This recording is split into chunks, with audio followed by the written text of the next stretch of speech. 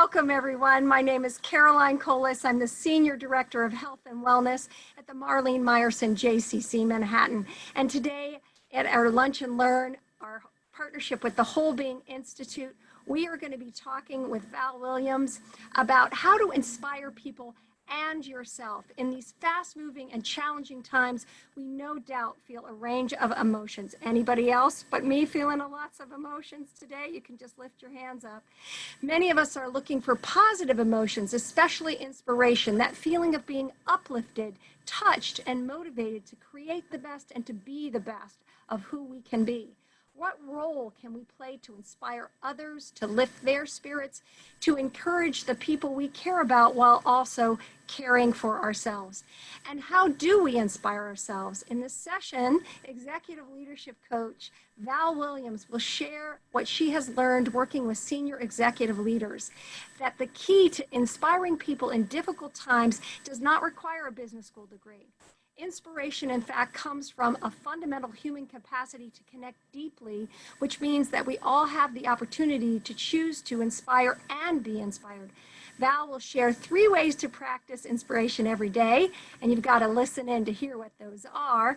Whether you are a corporate executive, a parent, a teacher, a leader of your own life, a friend, a sister, a mother, or a father, or all of the above.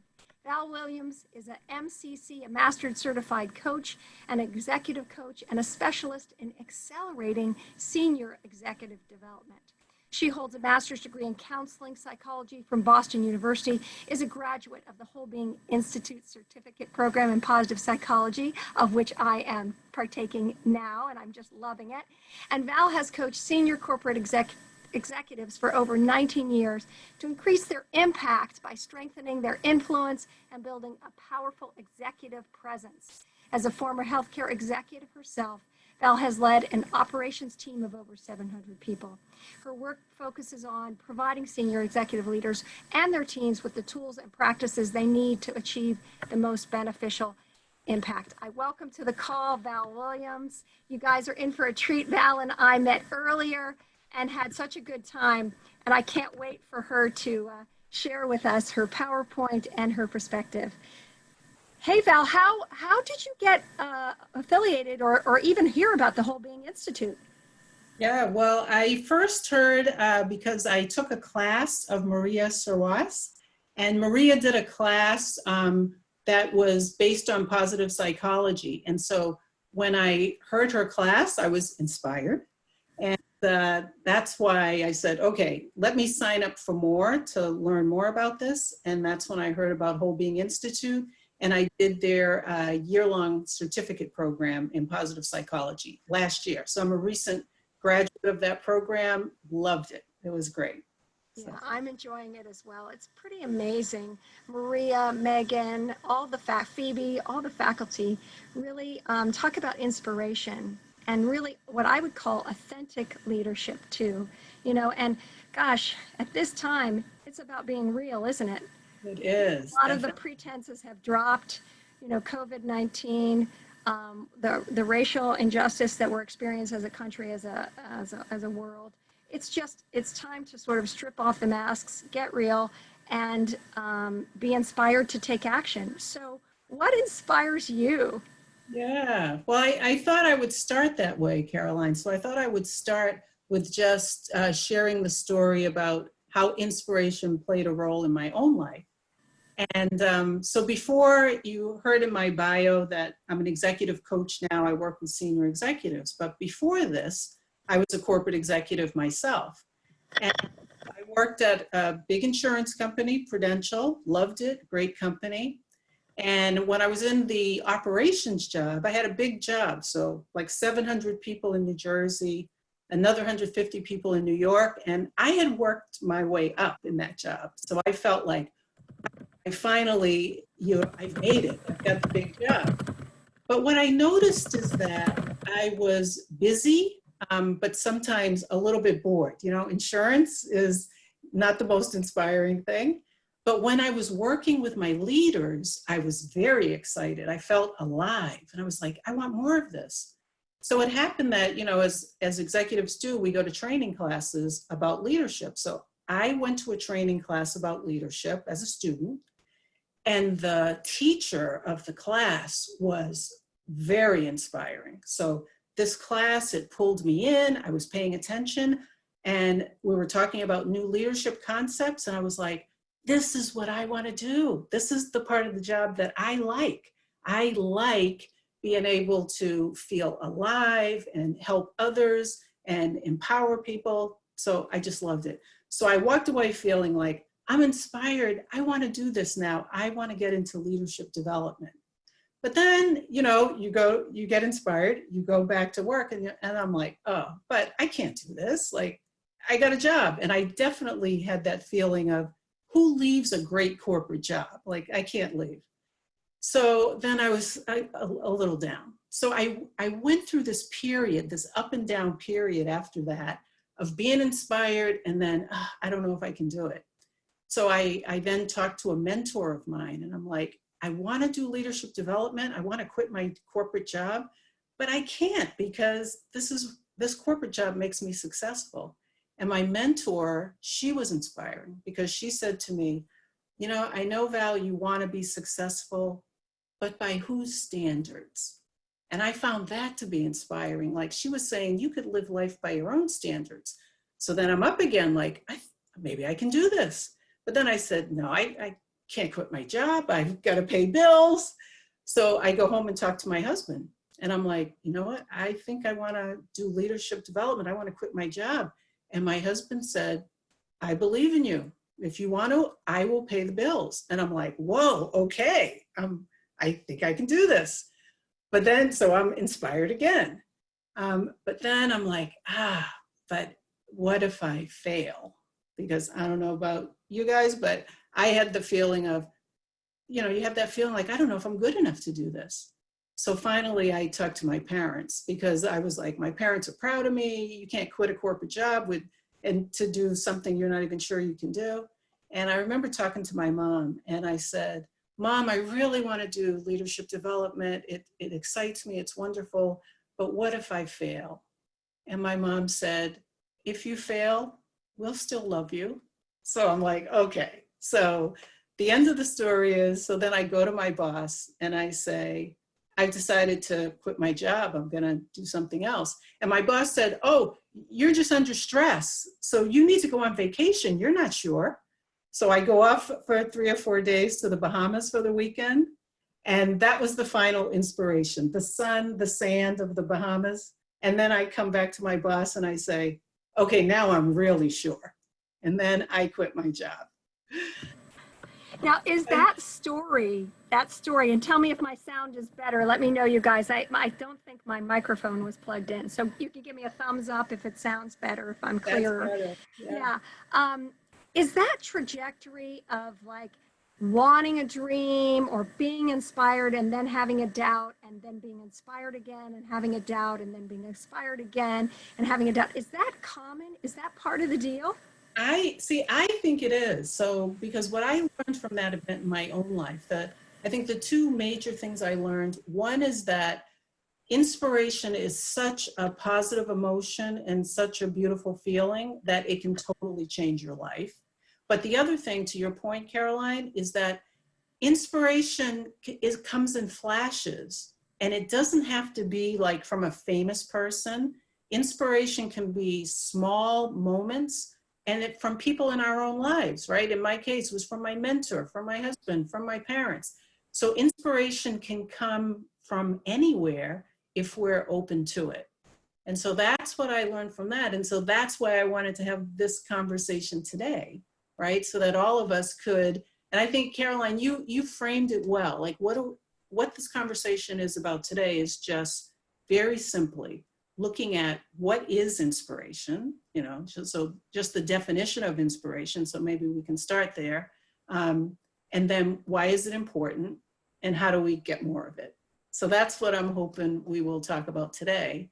And I thought we would start there. We can invite people to in the chat, right? To just say, what is the definition of inspiration? Inspiration, right? So all right, and hopefully my sound will get better. Okay, what is the definition Of inspiration. Yeah, for so you, right? yeah, what does inspiration mean to you? Or how would you And we'll define? start there with the definition.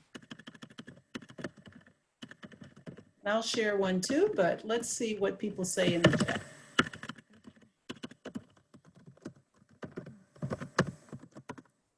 Okay, a big personal vision. Yeah, come on, you guys, let's blow up the chat with your ideas and your inspiration today. Yeah, how would you define inspiration for yourself? Okay. Yes, having a portion of your passion, motivation to do something big and important. Oh, this is great, guys. Wonderful. Living your dream, right? I'm thinking to myself, like in this moment, I love to take these questions and then go into my body Yeah. and just ask myself, like, in this moment, right? What does inspiration mean to me? Right, in this moment. Yeah. And I think it's Because not, here's a good one, Caroline. It causes oh, you to feel your juices are starting to flow, a spark that ignites me forward, being stimulated to do something creative. Thank you guys. You guys are on it, right? right. I So feel like inspiration connects me. I feel like inspiration is the great connector for me. yes. It's like it connects me to myself, it connects me to others, it connects me to vision, like a larger, bigger part of myself, if you would. Like you were talking about, can I really do that? Like Yeah. our ideal self, as we talk about in the SIP program, or, you know, that part of us that isn't sure if we can do that. So it feels very past, present, and future in a way. Very much so, right? Being stimulated to do something creative, believing in something that motivates me to act. So everything you guys are saying is right on. I'm going to share. Let me bring up a slide, and let me share what Barbara Fredrickson, who's like the queen of positive psychology. So give me a thumbs up if you guys can all see these slides. All right. So here's a definition of inspire. So here it is from the dictionary. So this mirrors so much of what you all just said in the chat. So inspire is to motivate, spark emotion, uplift. Very much like what you all just said, triggering a feeling or a thought to do something, especially something creative, right? And this is from Latin. So any of you who studied Latin in school, to breathe into. But if you look at Barbara Fredrickson's definition, and this is from her book, Positivity.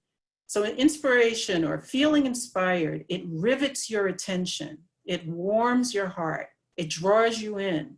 So inspiration doesn't simply feel good. It creates the urge to do your best so that you can reach your own higher ground, right? Great definition. So then here's what I thought we would do. Like if we can continue in the chat. So I'm going to, let me go to a next step. And this is, let me take that down just for a minute. I'll bring that back. What I thought we would do is, so we said we're going to talk about inspiration and what it is and why it's important. So let me just say a word about why it's important. So inspiration to me, I think, if we decide we're going to be open to inspire others and to be inspired ourselves, I think it's the key to our future. So I think that's what's at stake. Because think about it, for right now, we're creating the new reality, whatever that new reality will be for each of us. For each of us, it's going to be different. So why not create that new reality from an uplifted place? So if that's the definition of inspiration, then as we create our new normal, new reality, what we're going to do next, wouldn't it be great if we can create it from that place of feeling uplifted and of uplifting each other? No matter what we decide to create, I just think it'll come out, you know, to be more positive if it's from that place. What a beautiful vision, Val. Importance is. You know, to have that as a foundation. Yeah, right? Yeah. So, so the title of this talk was How to Inspire Others and Yourself. So now that we have that foundation, let's talk about how to inspire yourself, because I really think this is the first step. So if you would like to play along, I have a couple of questions for you. So I'm going to go back to the slide. Okay. So there's our definition. So now here's this idea about, but how do we inspire ourselves? And so, you know, at first glance, it would be like, I don't know, like I think someone said this in the chat that, well, usually my inspiration comes from other people. But I hope one of the messages you'll get today is that even though we're going to be talking about how to inspire others, my belief is that inspiration is always internal. It's always something that comes out of us, but what we can do is we can help create the conditions with other people to help them feel inspired. But one of the first places to start that, if you're going to inspire somebody else, let's start with ourselves. So if you have a pencil and a piece of paper on the side, you can use that. Or if you just want to type into the chat, we would love to, you know, have you participate with us. But in order to inspire yourself, here's the first question.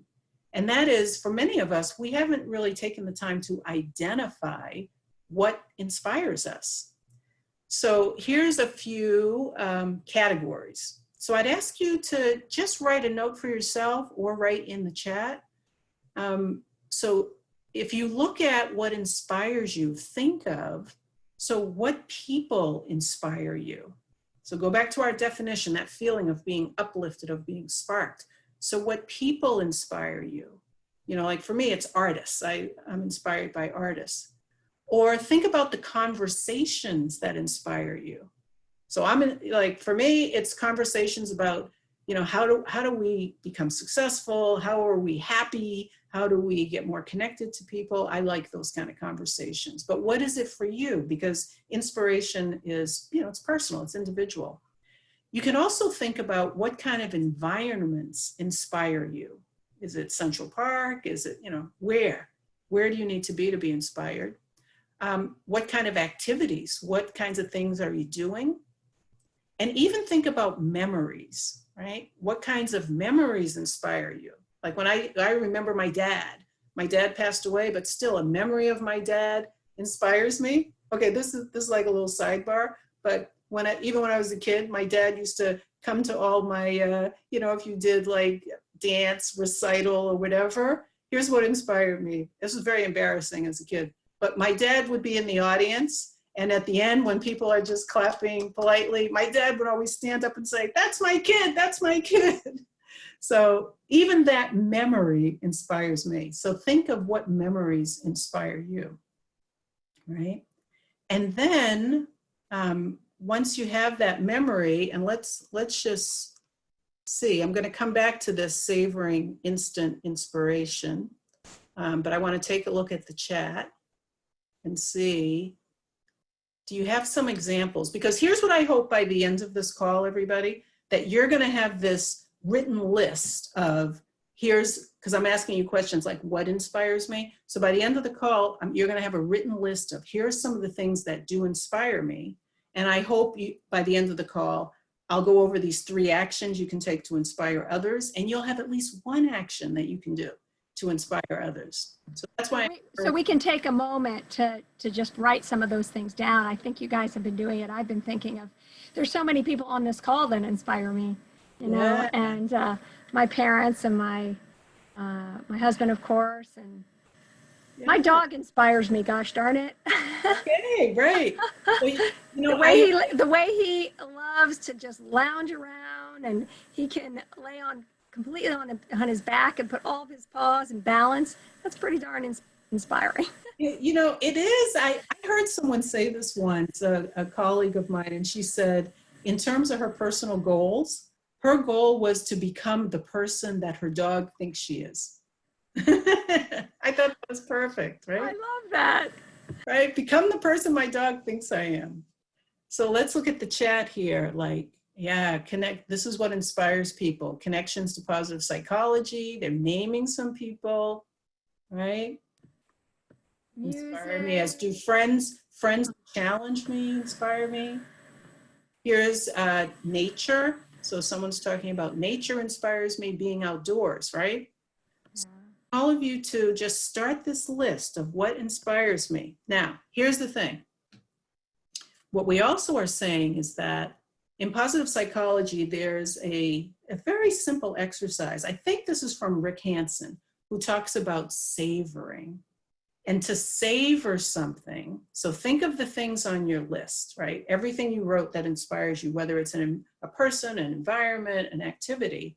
Savoring is just when you bring to mind that thing that inspires you, just for like 30 seconds, and feel that feeling that you feel when you remember that activity or that environment. Just feel that. So I actually am asking everyone, can you feel it right now? Just for 10 seconds, and just feel how that brings us up just to have that, right? So music, dance. I'm looking at the chat here. My mother inspires me, right? New people, my faith.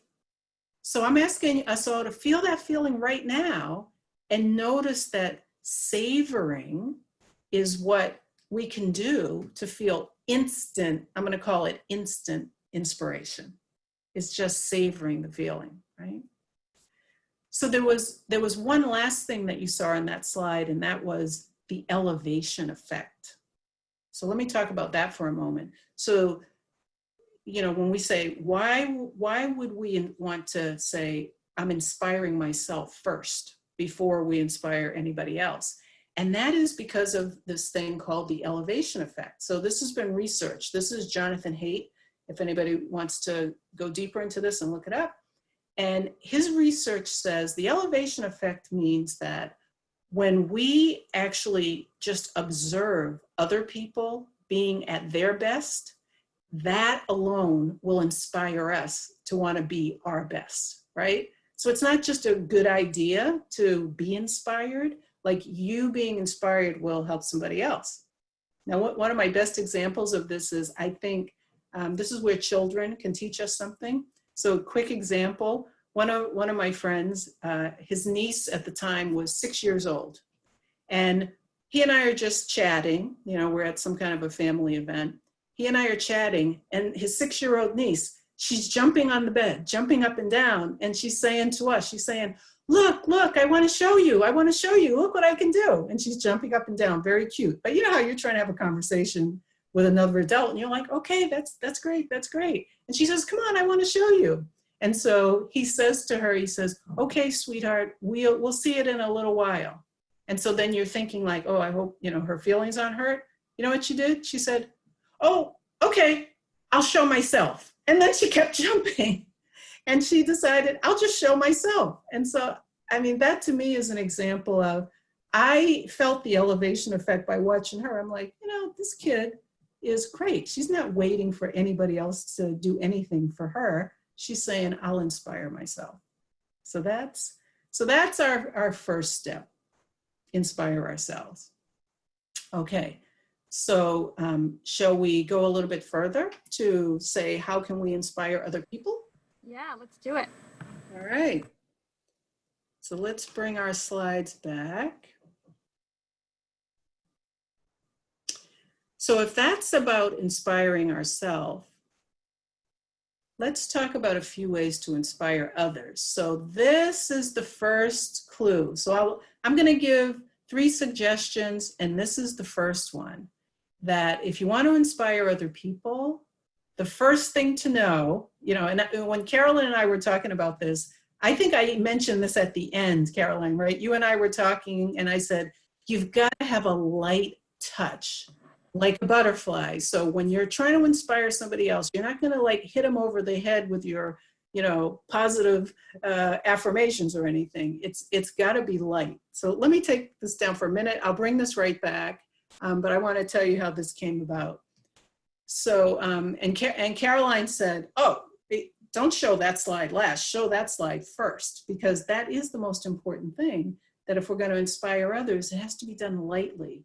Because how many of you have noticed that when you try to give people a lecture, like just think positive, or, don't worry about that. Don't feel bad. Like, that doesn't work. So you want to be light. Now, this is how this came about, that I was in a group situation. There was a group of us, and we were in a personal development kind of a class.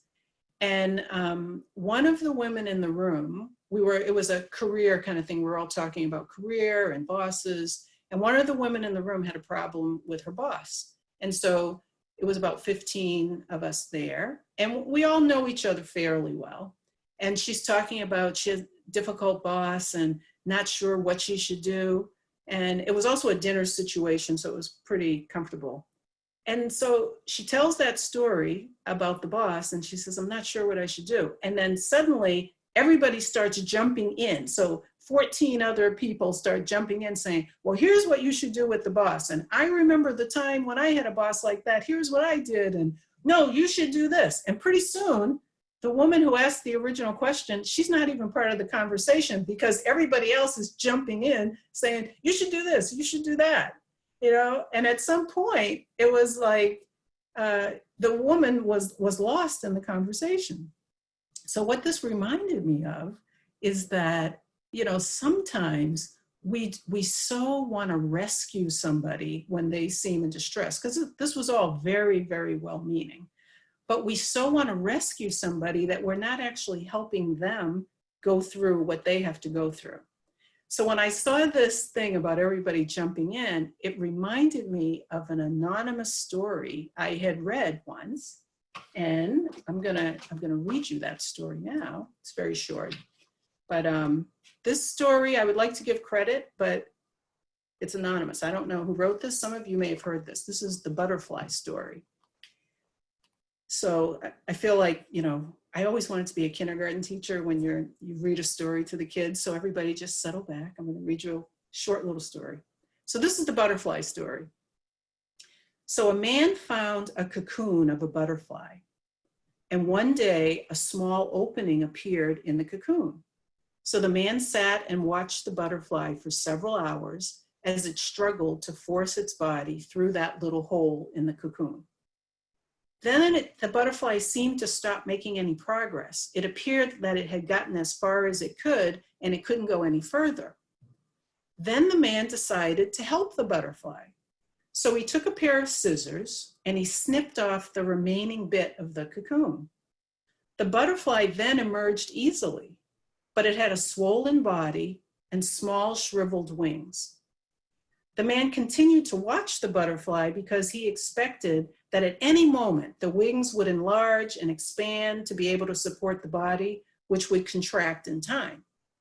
But neither happened. In fact, the butterfly spent the rest of its life crawling around with a swollen body and shriveled wings. It was never able to fly, and eventually it died. What the man in his kindness and haste did not understand was that the restricting cocoon and the struggle required for the butterfly to get through the tiny opening, that was nature's way of forcing fluid from the body of the butterfly into its wings so that it would be ready for flight once it achieved its freedom from the cocoon. Sometimes struggles are exactly what we need in our life. If nature allowed us to go through our life without any obstacles, it would cripple us. We would not be as strong as what we could have been, and we could never fly. So that's the butterfly story, right? Wow. Let me bring this back. So this is basically saying, I'm going to bring our screen back,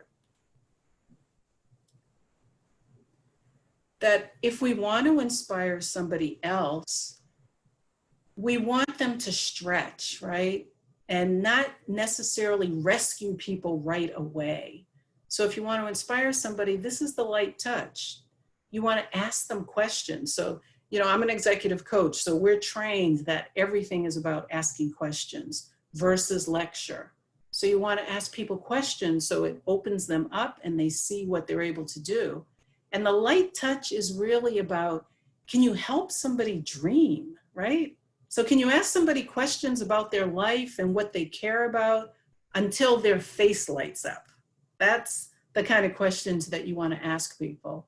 We don't want to rescue them too early, right? So my best example of this is that, and I'm going to ask you to put something in the chat in a minute. My best example of this is, so I've been a coach for many years. I've coached senior executives, but I also have my own coach because I'm working on my own development as well. And an example of this would be, one time I was working on a project where I was trying to write an article, something about leadership, and I just couldn't get the article together. So I couldn't get my ideas and I was getting discouraged. So I was talking to my own coach, and I call her and I just say, you know, I'm trying to write this article, but what could I possibly have to say that's worth reading? It was just one of those discouraged days. I'm like, and I said to her, I'm just on the floor. I'm on the floor. I can't get it together to write this article. So I'm on the floor. And so you know what she says? She says, you're on the floor? I said, yeah. And she says, are you going to stay there? And I was so stunned. I was like, well, okay, well, no. You know, so that's an example to me of, it was a powerful question. That was her whole coaching right there. Are you going to stay there? Because in that question, it implies I have a choice. I could get up and do what I needed to do. And that to me was like a great example of, you don't have to she didn't give me a big lecture of don't feel bad, get up off the floor. She just said, are you going to stay there? Light touch, right? So, so here's a question for the chat. So this is our suggestion number 1 of how you can inspire others. And Caroline, I think you came up with this question, right?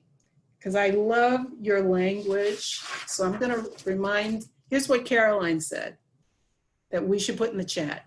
So this is for everybody. What was your butterfly moment, right? So what was a moment when you might have allowed somebody to struggle so that they could soar? Caroline's poetic words, thank you. So when have you allowed someone to struggle so that they could soar? So what butterfly moment have you ever had? Or put another way, when have you realized, like, you know what, I needed to use a lighter touch? So whether you're a leader and it was with your team, or you're a parent, it was with your kids, or with a friend that you're trying to help. But have you ever had an example of your own butterfly moment that I realized like a light touch was the way to go? So please type into the chat if you have an example. Val, I have an example. You know, Yes. I think that when I think of our young people in our lives, whether you're an auntie or an uncle, or, you know, just someone that's younger that you're mentoring, that can happen a lot. And I was thinking about my niece, and where there was a time when I felt like, you know, if I just gave her some real good feedback. Yes. Right. And, you know, Right. she burst into tears. How's that for immediate feedback for me? Oh, and then recently, just doing exactly what your, you know, coach did, which is just asking her, well, how do you feel about that? Or what do you think would be, what do you want to do about that? Or just, you know, again, asking her and just listening, and resisting the temptation and watching the struggle as Twyla Tharp talks about it, we need to push against something. In order to move, we need resistance. We push against something, and that's what makes movement happen. So I'm always inspired by that as a movement professional, that I actually need to, resistance is part of the deal. It's part of the formula. Let's see. It is. That's a great example. I'm sorry she burst into tears, but yeah, that is a great example. Right? Well, I think as a teenager, you know, part of her job is to burst into tears Right. every once in a while. That's adolescence. And that gets to be my job as an auntie, to go, okay, all right, wait a second. All right. Let's wrong way, as I was saying. Thank you for that, Caroline. And I'm looking at our chat here too, right? Yeah, we've got some Here's great an stuff. example. Go back, yep. From the personal, they showed up to do the work as a parent. Yeah, this is great. As a parent, my daughter shows me every day that a light touch is far more effective. Mm-hmm. This is great. All right, guys, thank you all for these examples. Wonderful. All right, and I find listening to be a key tool. Yes, listening is everything, right? Because do you know what I realized? You know, listening is one of the key trainings that leaders get all the time. But you know what I realized? Most people actually don't listen very well. And so when you can just listen to someone, that might be all the inspiration you need to do right there, right? Just them, because when someone feels that, it's actually kind of unusual because we don't always listen to each other. Right. Asking my brother how he might solve an issue. Push away with the left, pull in with the right. Yeah. I'm helping my grandniece with college applications. So send articles instead of giving opinions or advice. Right. Okay. Great examples, everybody. All right. So then let's move to suggestion number 2. So if light touch is suggestion number 1, suggestion number 2 of how to inspire others is you actually do have to increase your level of connection with somebody, right? So even the examples we're seeing in the chat, the more we can be connected, the easier it's going to be to inspire. And actually, I think it's tough to inspire without that connection. You know, so an example I see all the time in leadership. So I'm thinking of a senior executive that I worked with who, she was in a financial services firm and was very accomplished and had done a lot of great things. But one thing she had never done was she was in charge of a functional area, but she had never had her own thing that she had built from the ground up. So she got this great opportunity where the company said, we have a new product and we need to roll it out to the marketplace. So you're gonna have to build a team from scratch, learn this new product, get it out to the market. So she had nothing to go on. New people, new team, new everything. And what was inspiring is that she did a lot. She was very accomplished in terms of knowledge, but she did it a lot based on connection. So she pulled together a team of people, many of whom she had worked with before. And when she brought them together, she said, let's together create a vision for this new organization that we're going to build. As part of her building the vision, she asked them what they cared about, what was their vision, and how did that vision, you know, go with the organization's vision. So how could they put them together? As they went along and built things, people made mistakes, but she gave them feedback, but without making them feel wrong. So even though she had to correct certain things, but she didn't make them feel wrong. So she was, to me, a great example of not just connection, but what I would call interconnection. So if I would say connection is that if I want to connect with people, I make sure that I reach out and I connect to them. But my suggestion, if you want to inspire people, is to upgrade to what I would call interconnection. And interconnection is, it's mutual, that it's not just that I reach out to try to connect to you, I also want to make sure you're connected to me. So let me show a visual for that. So I'm going to bring up another slide here. Okay. So here's the suggestion. If the first thing to do is have a light touch, the second thing to do is increase your level of connection to interconnection. So I use the infinity symbol because you want a connection that feels mutual. So here's another opportunity to type into the chat. You might say, well, how do I know if I'm as connected as I would like to be? So a while ago, I was working with a team. So sometimes I get the opportunity to coach teams of leaders, not just leaders, and they wanted to work on interconnection as a team. So we came up with a self-assessment. And at the end, I'll give you a link if you want to take the full self-assessment. I'm just holding this up on camera here, but this is a little checklist. I feel like those YouTube influencers showing a product here, right?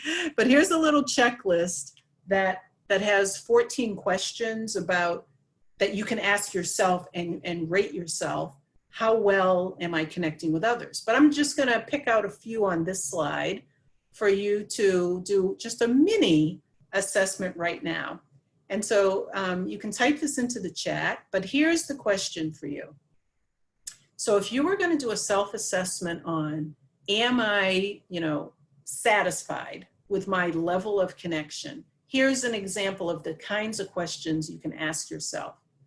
So one question would be, am I 100% responsible for the relationship, for the mutuality of the relationship?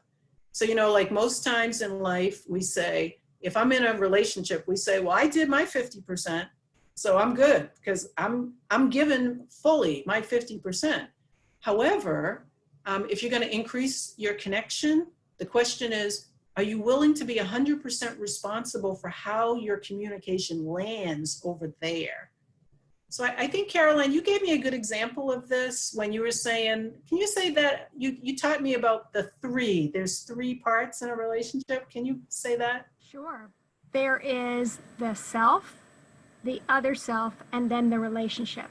So what we're talking about is it's you and me, and then the other is the relationship, and each contribute to the relationship has its own unique identity and its own unique needs. So Yes. I have my needs, the relationship has its needs, and my partner or whoever I'm in relationship with has the needs. And then we can talk about, okay, what are we bringing to that relationship, and what is that relationship bringing to us?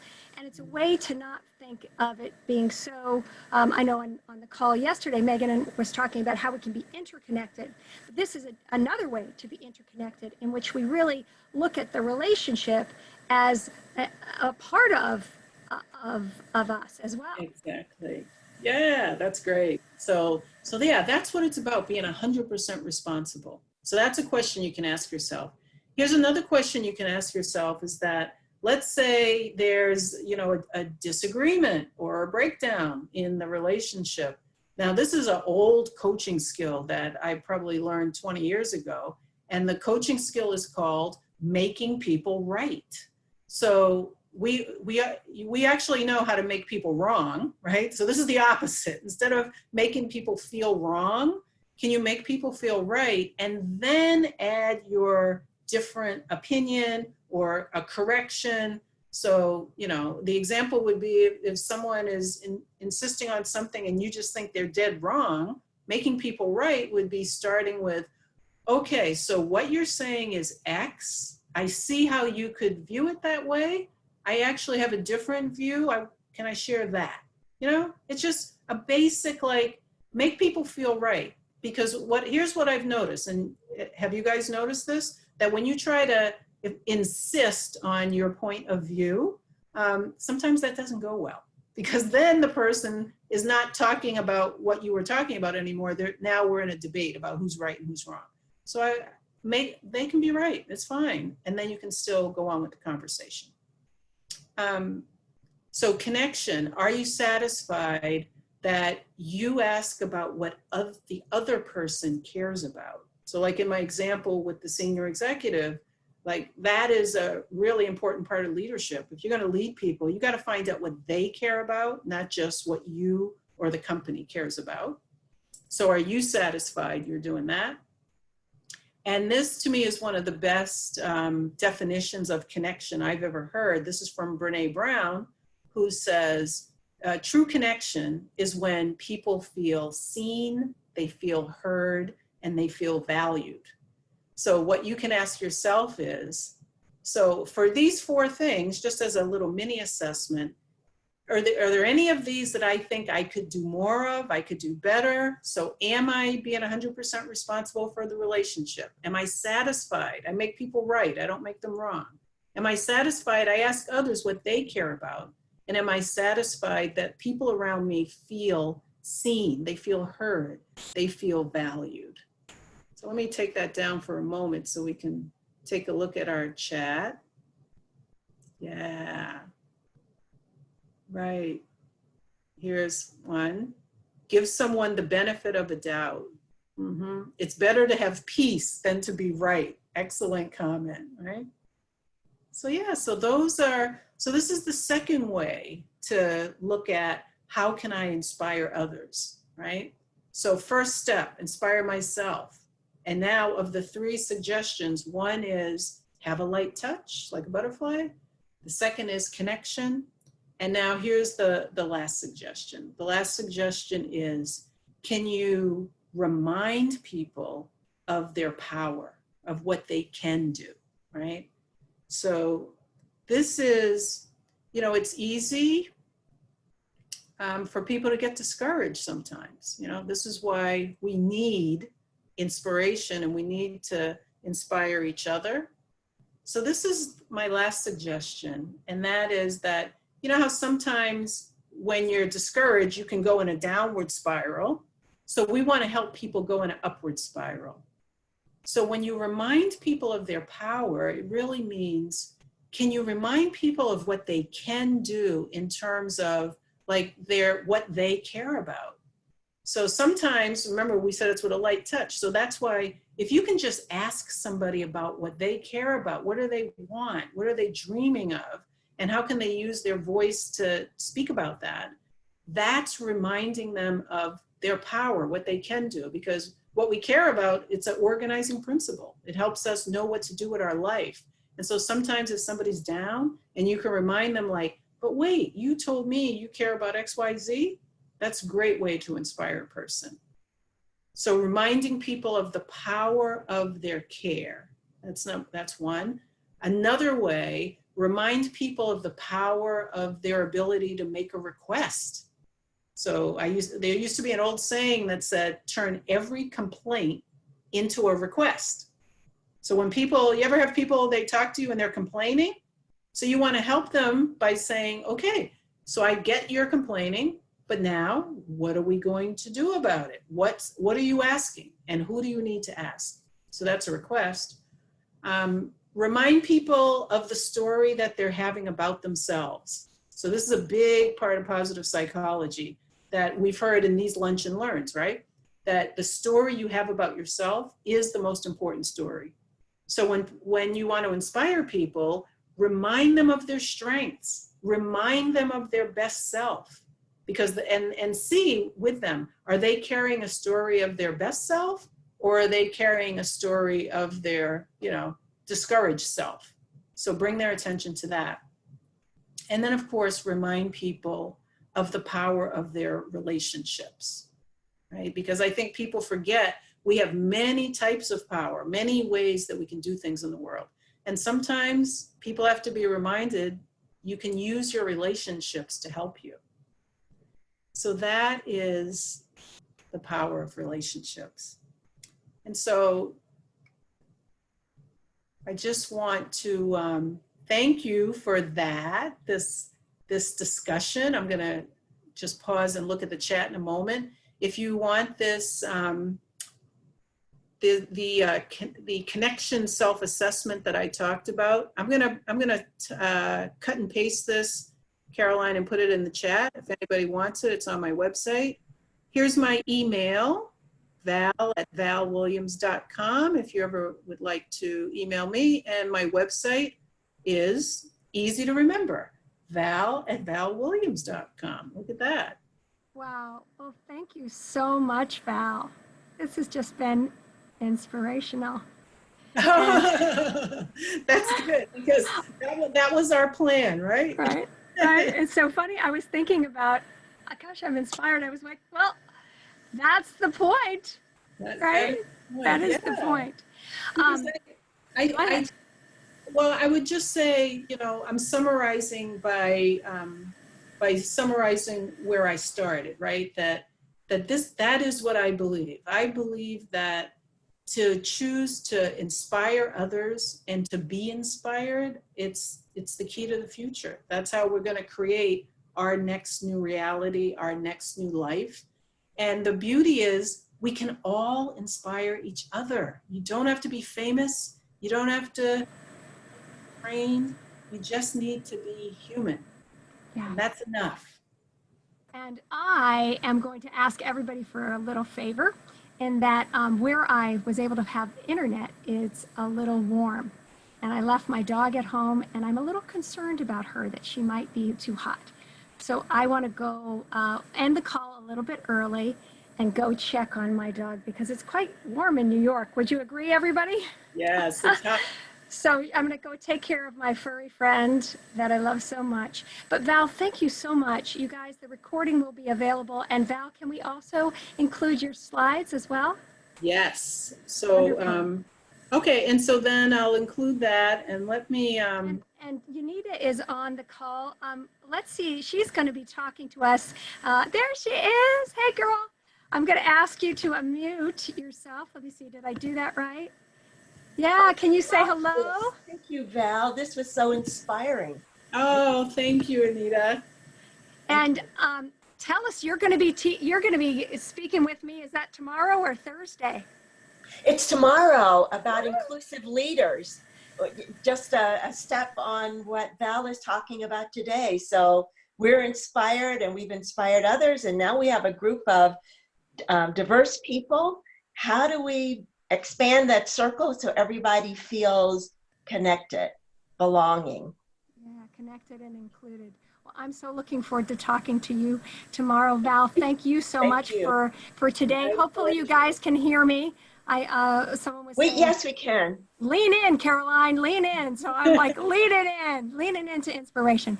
Thanks so much. And I applaud you going and taking care of your puppy. This is mine.